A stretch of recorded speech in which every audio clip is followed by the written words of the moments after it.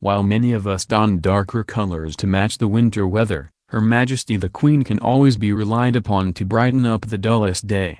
The monarch, 92, looked typically vibrant today in a bright blue coat as she paid a visit to the Queen Elizabeth II Centre at the charity Coram's central London campus.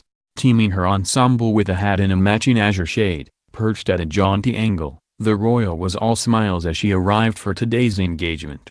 As the UK's oldest children's charity, Coram has been helping vulnerable children since 1739. The Queen viewed the Royal Charter and meet children and families who have benefited from Coram's services, including Mr. Edward Newton, aged 104, the oldest surviving pupil from the foundling, who previously met her father King George VI.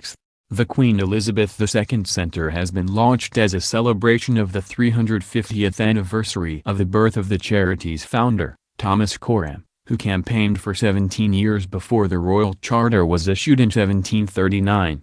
The charter established Coram as the Foundling Hospital, the first home in London to care for abandoned babies and vulnerable children. It will be her fourth visit to Coram, which has been helping vulnerable children since 1739, after she first visited in 1936 as a young princess with her grandmother Queen Mary and her sister Princess Margaret.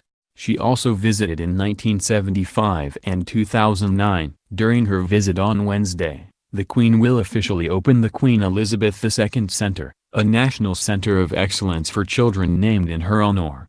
The charity's supporters, including Sir Trevor MacDonald and David and Cary Grant, will be introduced to the Queen. It's been a busy week so far for the Queen, who last night hosted her annual diplomatic reception at Buckingham Palace. The White Tie Diplomatic Reception is the main social event of the year in London for the diplomatic community and reflects the Queen's importance in terms of the UK's international relations.